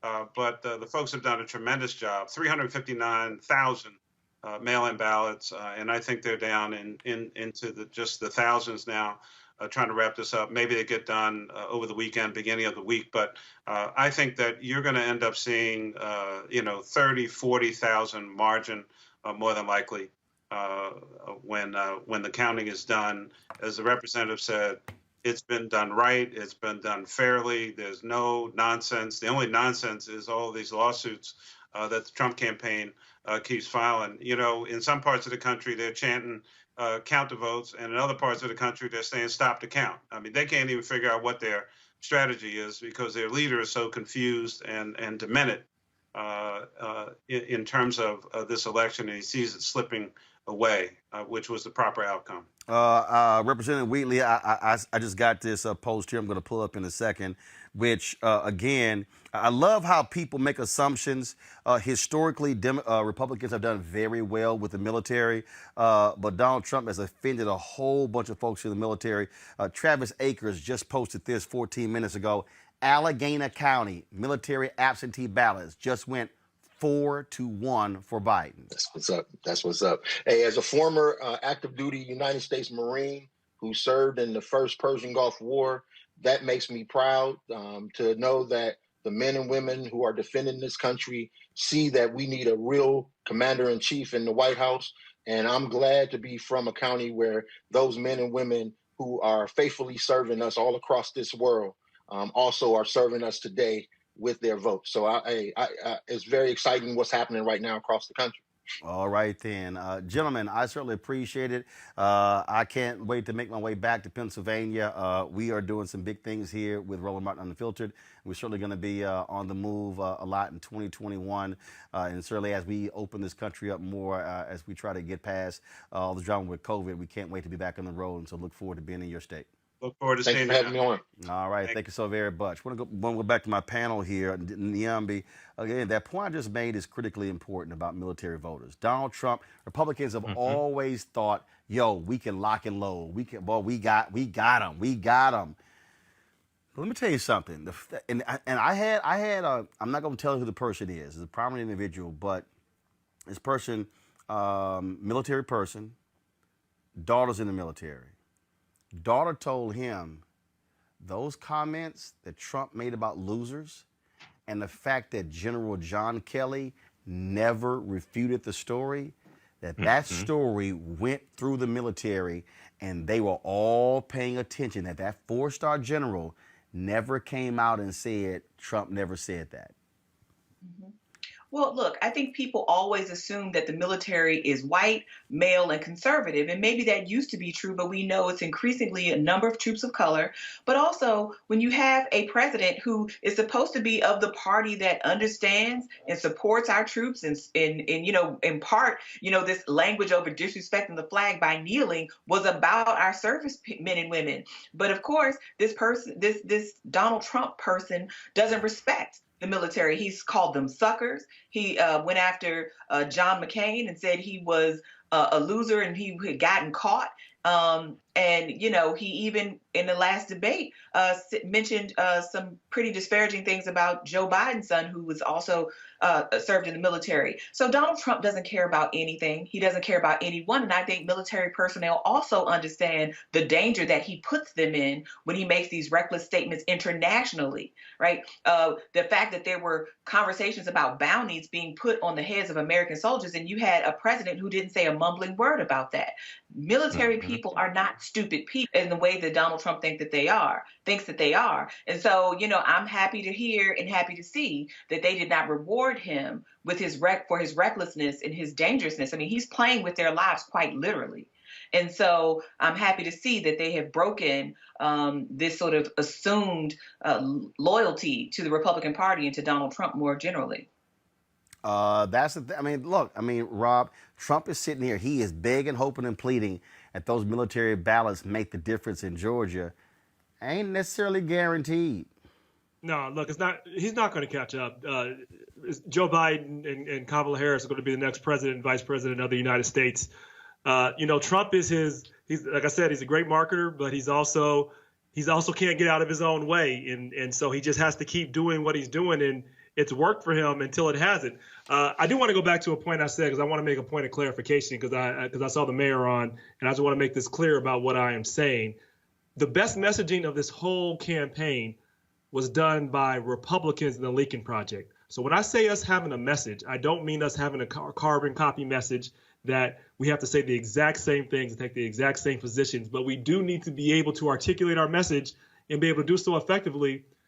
And we haven't been able to do that. And I do think we can do that better. And I don't think we should get away from making sure we do that better, because we're not going to always be able to depend upon having like the great communicator like a Barack Obama or having the worst president in the history of the world to win elections. We need to be able to win close elections that are normal too. And that's what I'm also concerned about, the long-term planning and strategy that I don't think Democrats have invested in. They haven't invested in their base the way they need to. And we need to do that. That's what I'm trying to say, and that's what I hope we do. But here's the deal, though, Michael. I was looking at Congresswoman Alexandria Ocasio-Cortez. She pushed back on that political story we were talking about, and she said something that was a really great thread. She said that what she did was she went back and looked at those candidates, and what she said is many of those candidates were horrible with digital strategy. She said, I'm going to read it right here. Finally found it. There are folks running around on TV blaming progressivism for Dem underperformance. I was curious, so I decided to open the hood on struggling campaigns of candidates who are blaming progressives for their problems. almost all had awful execution on digital during a pandemic. Capitalized. Underinvestment across the board. Some campaigns spent $0 on digital the week before the election. Others who spent did so in very poor ways.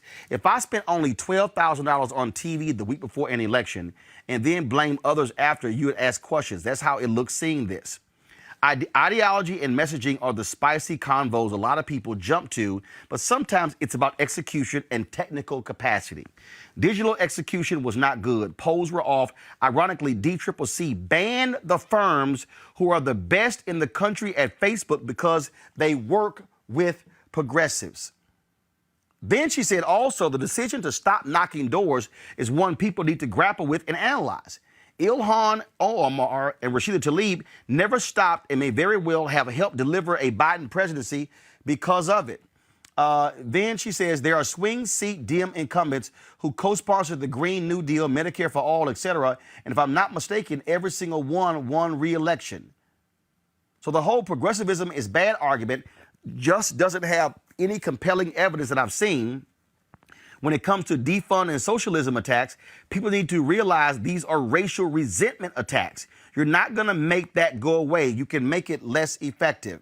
How do you make it less effective? Invest in year-round deep canvassing. Data shows that this kind of work helps blunt the force of racial resentment at the polls. If you're always running away from convos about race and the only people owning it are GOP, you lose. And on this hand-wringing about slight people of color increase for GOP in some areas, this is also an area with answers.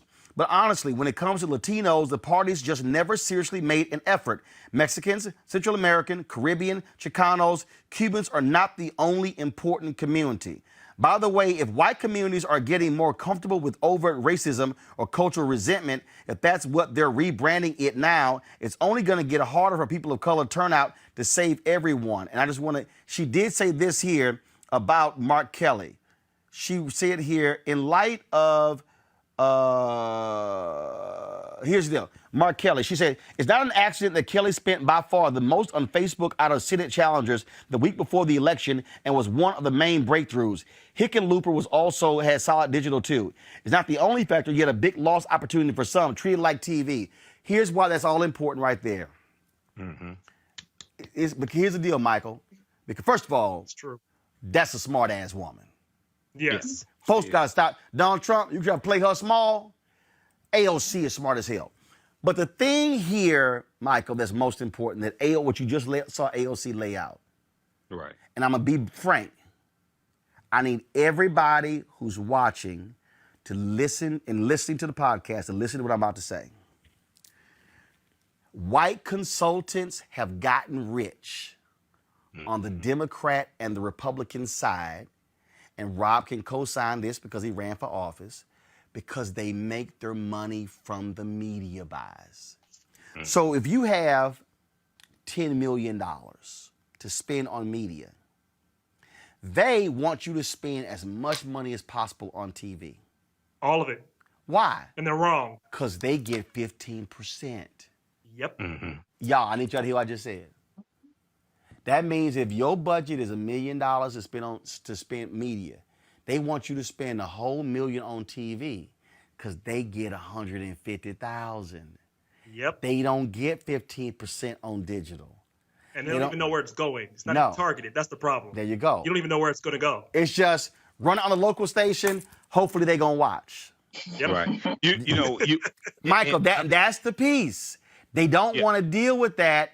And so for these people who are complaining, like AOC said, maybe your ass just ran awful campaigns. Right. I think she really hit on something there with the digital strategy. And because she's younger, she understands social media. And this is part of the reason why she's so popular, because she can go on social media and really connect with her constituents and people even outside of her district, people all across the country.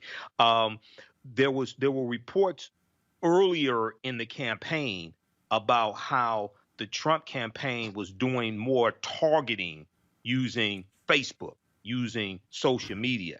than the Biden campaign was earlier in that. May not have been the same late in the campaign, maybe not the last month or 2 months, but there was some talk about that. So we have to understand, and also during the other thing is during the pandemic is part of it, but people consume media differently than they did in 1973 when Mayor Coleman Alexander Young was elected mayor of Detroit. And today is the anniversary, November 6th. 1973 is the anniversary of Mayor Coleman Alexander Young being elected as the first black mayor of Detroit. I just want to say that.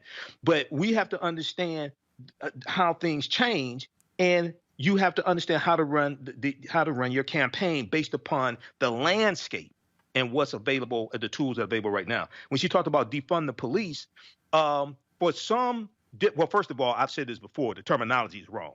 You should talk about reducing responsibility and reallocating resources. I understand the sentiment from some people, but for some people's districts, that don't play well, okay? But other people's districts, it does play well. But I think what she said is something extremely important. But a lot of these campaigns also have to bring on, and this is something that we really have to push, and I told my listeners last night on my show, this has to be a thorough reconstruction, brother. These next 4 years, especially the first two, because we don't know if we're going to maintain the House in the 2022 midterm election. This has to be a third reconstruction where as many policies as we negotiated and were promised to us, we get pushed through the House and the Senate and signed into law.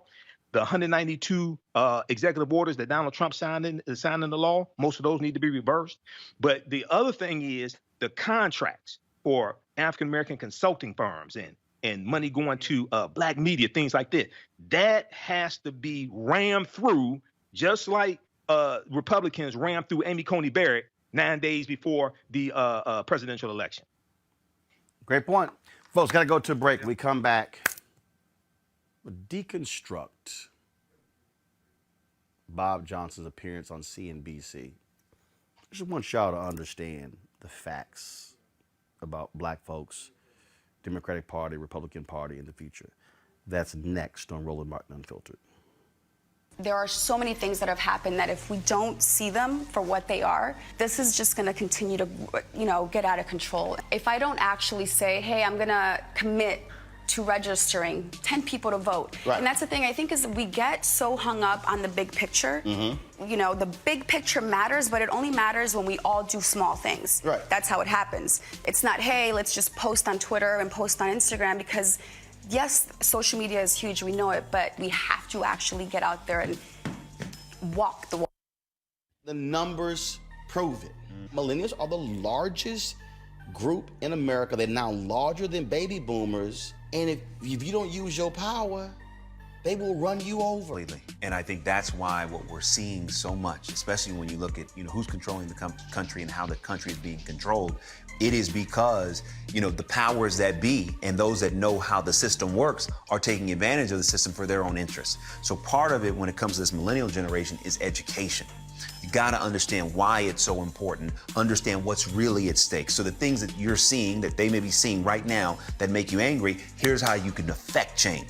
And what I love is that what you're seeing, what's coming out of Parkland, is these younger group, of millennials becoming much more politically savvy, much more politically activated and organized. Right. Organization is key. It's like, an ant by itself can't do anything, but ants working together, can do things well beyond their own capacity. And I think the same thing goes for this younger generation to become united and activized on what's happening. And what I love what you're seeing right now is that when you look at a Taylor Swift, right, or you look at a Rihanna, or you look at those like a Kerry Washington, this generation, which gets so much inspiration from entertainment, this generation is influenced. I mean, every generation has their influence. Yep. But I would argue, by and large, when you talk about Harry Belafonte, or you talk about, how it was, in the 60s, 70s, and even 80s, there was, you had the entertainers, you had the church, you had the activists. In our day and time, the church is somewhat losing its influence. Entertainment influence is growing. The activists are losing their influence. So where do most, this younger generation go? They go to entertainment. And so the influencers' entertainment can actually move the needle. And when you see people become active, I love how this younger group of people are saying, wait a minute, We don't like what just happened with Kavanaugh. We're going to do something about it.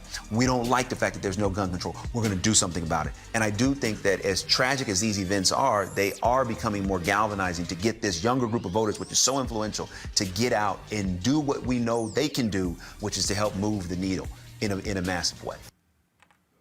All right, folks, let's talk a little deconstruction here. Bob Jonson, founder of BET, was on CNBC today talking about black voters in the election. Listen to what was said. Well, I'm still bullish on the president's agenda. I mean, if you think about it, for African Americans under Trump's leadership, we had the lowest unemployment rate for Black Americans in over 50 years, almost since they've been keeping statistics on it. We also saw investments in Black businesses and Black communities through the opportunity zones. So you think that's how people were voting? Because Stop. Okay, so listen, I want y'all, we're going to start and stop. So here's the deal. First, black unemployment rate was 16.9% at one point in 2010. By the time President Barack Obama left in 2017, it was 7.5. Trump comes in at 7.5. It goes down to around 5.1 in November of 2019. Then it begins to trend back up. What's the unemployment rate today among black people? About 14%. So if you examine the 4 years of Trump, economically, it's not been good for black people. He also talked about seeing record investment in black communities through the opportunity zones. Sorry, Bob, I have no data. The White House released a report on the opportunity zones. I have it. There's nothing listed in it about that investment. They've said $10, $11 billion. Trump has said on the campaign trail, $100 billion invested. There's no documentation. And then there's nothing that says specifically what was invested in African-American communities. Nothing, zero. I've asked. I specifically sent emails to the White House asking for that very information. No one has provided it. So to say that there's investment in the black community through the opportunity zones, that's simply not true. And if it is, Bob, please show us the data. Press play. And was actually working for them. I also think Black Americans were somewhat lackadaisical about, to say the least, about their support for Joe Biden and by extension, the Democrats' policy. I think Black Americans are getting a little bit tired of delivering huge votes for the Democrats and seeing minimal return in terms of economic wealth, closing the wealth gap, jobs creation, job opportunities. And Joe Biden was not an inspiring candidate for many Black Americans. And some of them stayed home, some of them voted for Trump. To me, the issue for the president now is, well, obviously he's got to win. And the challenge is going to be overcoming the mail-in ballots that are still to be counted.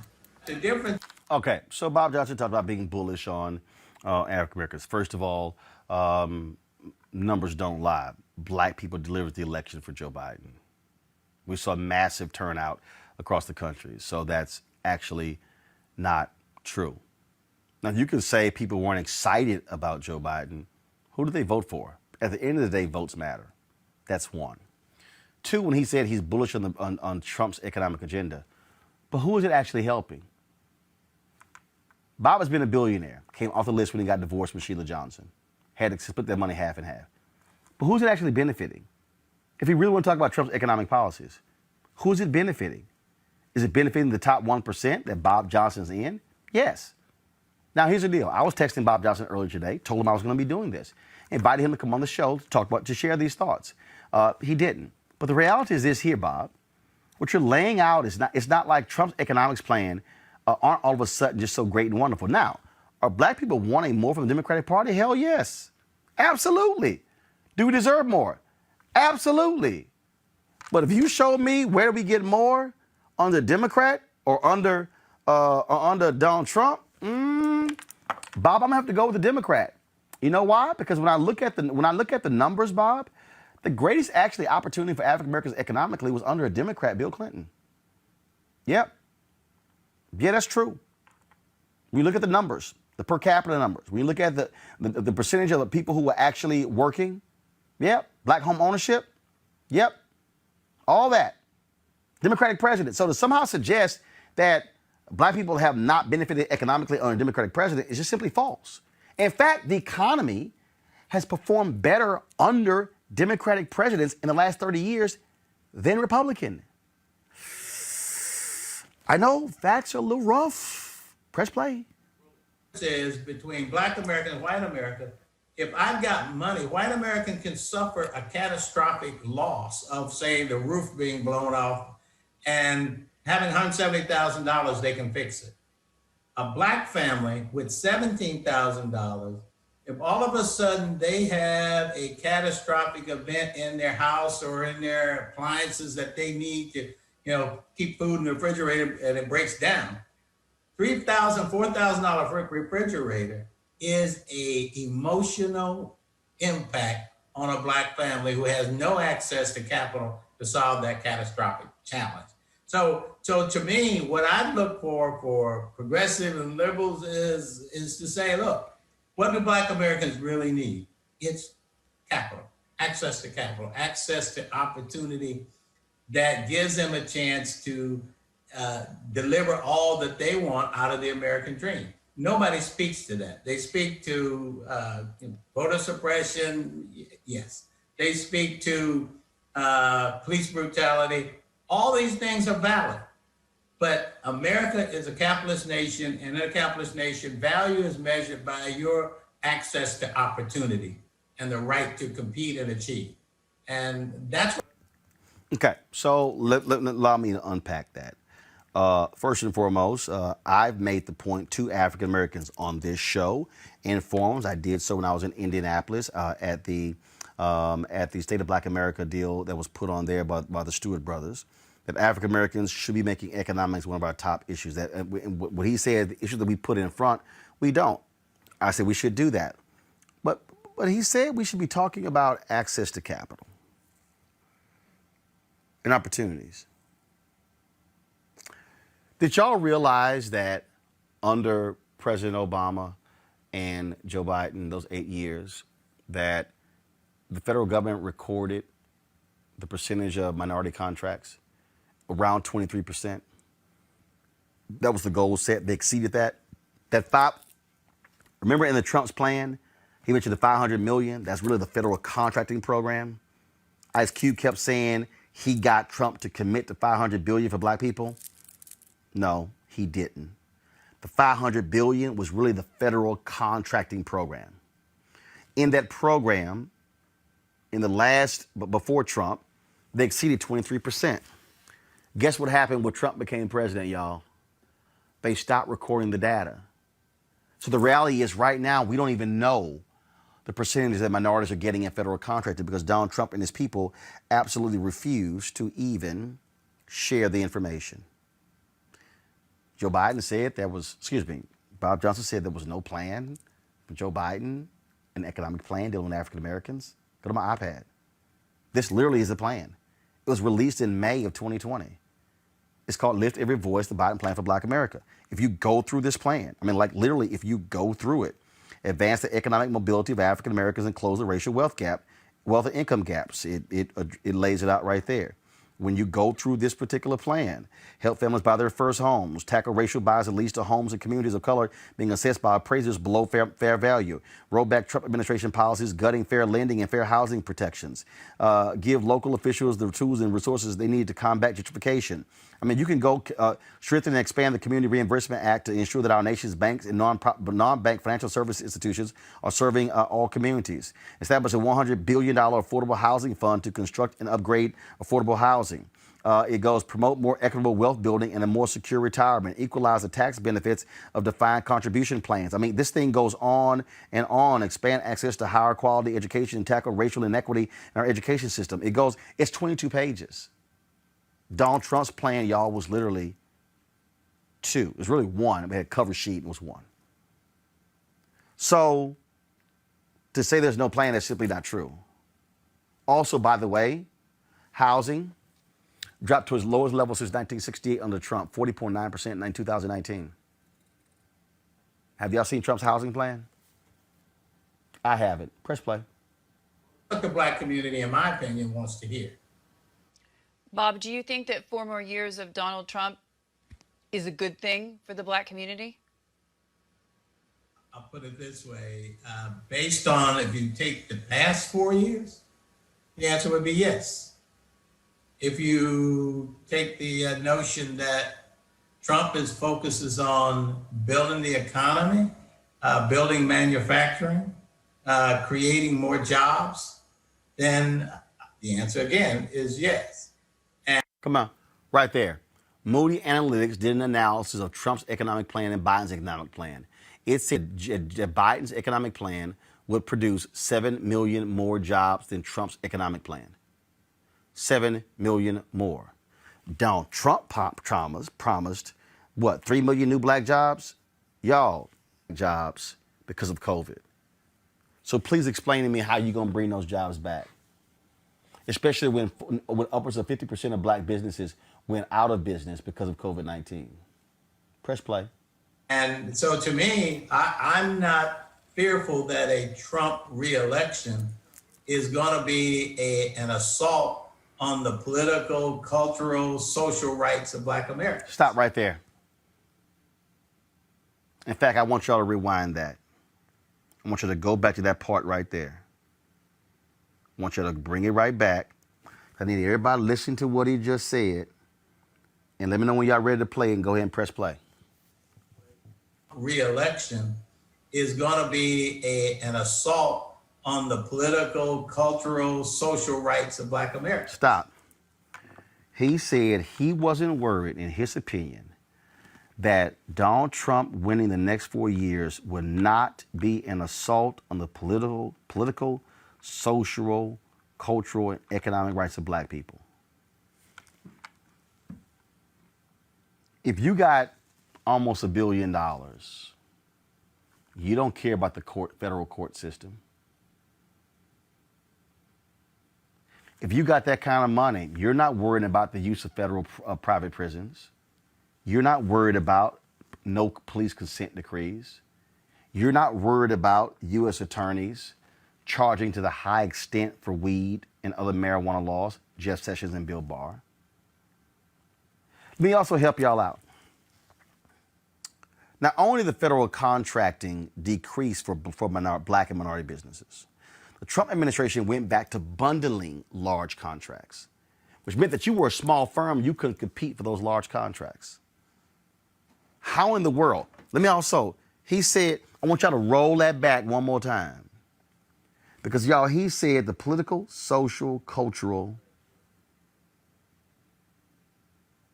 Go ahead and roll it back, hit play. Then the answer again is yes.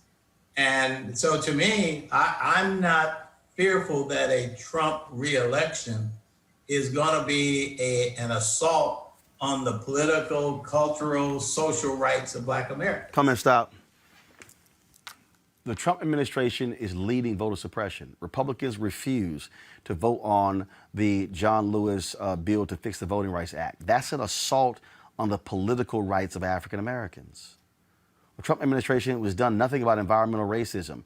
And in fact, they have allowed companies to just pollute even more so. Environmental racism affects the environment of black people. It affects our communities and our neighborhoods. Not the one Bob lives in, but the ones that our families live in. We can go through, again, Trump's court system. Trump has gutted civil rights all across the federal agencies. He's gutted diversity training. So, Bob, how could you come to the conclusion that 4 more years of Donald Trump would not somehow affect black people? If Donald Trump got 4 more years, he would be able to appoint 200 more federal judges. There are only 900. He will appoint half of the judiciary in America. These will be people 30 to 45 years old. Bob, you don't think that has an impact on black people? Press play. It didn't show up in the past 4 years in terms of economic opportunity, And so to me, I don't see what the black community has gotten over the past 8 years of Democratic leadership. or what, as I said, Joe Biden's put on the table. I've heard things like reparations. Well, I can guarantee you that there will be no reparations bill coming out of Joe Biden's if he's elected, because it won't pass the House, it won't pass the Senate, because this country does not really believe in reparations. Okay, see, now I'm confused. Now, this is the last point right here. I'm going to bring my panel in. I'm really confused right here. Go to my iPad for this headline. BET founder Robert Jonson calls for $14 trillion in reparations for slavery. So Robert Jonson hits Biden on reparations, but then turns right back around and says, Michael, that the votes are not there, so therefore they won't vote for reparations. So let me just get this straight. So you, Bob Johnson, have called for reparations. You're criticizing Biden because he has not embraced reparations. Yet you, Bob Johnson, then admit in the very same conversation that the votes for reparations are not there. So if you're Bob Johnson, if you're Joe Biden and the votes are not there for reparations, why would you actually include it in your plan? And then Bob Johnson says that America's not ready to go there. So why would Joe Biden put it in his plan if he knows the same thing that you know? What you heard there was, and again, I invited Bob to come on the show to discuss this. What you heard there is an African American of means who doesn't have to be concerned with any of these things down here on the ground, because he's operating financially in a world where he is completely separated and sheltered from everything else. Yep. Bob, when you're on private planes, you're not worrying about police brutality. When you're living with multiple houses on islands, you're not actually worried about racism by TSA, about flight attendants on planes. And so I take exception to so many things that he says because the data is simply not there to back it up. Michael, and then Niambi. Yeah. Well, Roland, he said a lot, brother. Let's break this down very quickly here. Page 22 of Biden's plan to empower Black America, tackle systemic racism and support a study of the continuing impacts of slavery. Okay. Now, Bob Johnson is partly correct where he said the votes are not there in the House and the Senate right now, because Moscow Mitch McConnell already said if he stays Senate Majority Leader, reparations is dead on arrival in the Senate. But Donald Trump is against reparations. This is what I don't understand. Donald Trump is against reparations. Donald Trump doesn't even want support HR 40. Okay. Then we look at African American owned businesses. Forbes.com had the article back in August dealing with how 41% of Black owned businesses have gone out of business since April of this year because of the coronavirus economy. Is probably at least 50% now. When we look at opportunity zones, you posted the article also, Roland, Trump's unsupported claim about opportunity zone investments on factcheck.org. You posted that a few weeks ago. Totally unsupported. It's not only is it totally unsupported, when you actually read this, the $100 billion that Trump is throwing around as an investment, that's over the course of through 2028. That's through the year 2028. But that's $100 billion. And that's not even real. That's not even real investment. That's what we think might happen. Exactly. That's what we think. That's what we think might happen. Okay. And then you look at the article from October 23rd, 2020 from NBCnews.com. Trump is touting opportunity zones as a huge success with no proof. So this doesn't make sense. Now, when you read the statements that Bob Johnson made about reparations, I read them. I read them. He talked about 14 trillion, right? When you read what he says about it, he says that will mainly go back into the economy and support Black-owned businesses. Well, 97% of our dollars are spent with people that don't look like us. So what he's saying is reparations is largely going to benefit white businesses. That's what he's saying. when you go read his comments, okay? Then lastly, I'll leave it with this, brother. Bob Johnson didn't talk about the devastating impact that coronavirus has had on African Americans. When you look at just earlier this October 16, 2020, 8 million Americans slipped into poverty amid coronavirus pandemic, new study says. The majority of them were African Americans and Hispanics. When we look at the devastating impact that coronavirus has had, means of you still have about 25 million people unemployed, a lot of them African Americans, losing health insurance. 20% of the 236,000 deaths are African American. Notice how he doesn't even talk about the devastating impact that coronavirus has had on us. So he's totally out of touch. Okay, and, you know, I applaud him for taking a $500,000 investment from John C. Malone, I think it was, that invested early on in BET. Okay, and building the empire. But when you get people like this, brother, and they talk about the black community, they don't live in the black community usually. So they're totally out. But Niambi, go ahead. No, I was going to say, I don't think this has anything to do with reparations or policy. I think Bob Johnson is thinking with his wallet. And quite frankly, most people, black or otherwise, don't have access to the level of wealth and the level of insulation that Bob Johnson has. And I'll pick up on a bead that Michael was talking about with the coronavirus. One of the things besides the dead, we don't know what's going to happen to the long-term coronavirus injured, many of whom are black and brown people, and we don't know what their health outcomes are going to look like, much less whether they can get employed again if they are able to maintain or have employment. So I think Bob Johnson here is talking in circles. What he wants to say is, Donald Trump is good for me financially, and I like him. And this has nothing to do with other black people. And that's the end of it. And that's it. And that's all Bob should really just say. It's good for me. It's good for me as a rich guy.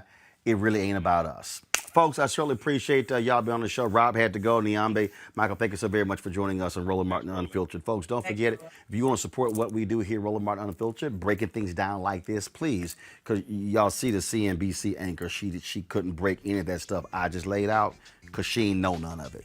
That's why these shows matter. Support us on the Cash App, $RM Unfiltered, please. Of course, you can also go to paypal.com/R Martin Unfiltered. Drop the lower third, please. And Venmo.com/RM Unfiltered. You will live slow with it. Then, of course, you can mail a money order to New Vision Media, Inc., 1625 K Street Northwest, Suite 400, Washington, D.C., 2006. All right, folks, we're going to keep y'all up to date on what's happening with the election. Here we go to my iPad here. Look, here's the deal. Donald Trump is trying to get them to stop the balloting there in Pennsylvania. Here's the deal, y'all. Real simple. Even if you look at Georgia, look at the map right here. If Joe Biden keeps his lead in Arizona, he has it in Nevada as well, he doesn't need Pennsylvania, North Carolina, or Georgia. He'll be sitting at 281 electoral college votes. Simple as that. We'll keep you abreast. Y'all have a great weekend. Holla!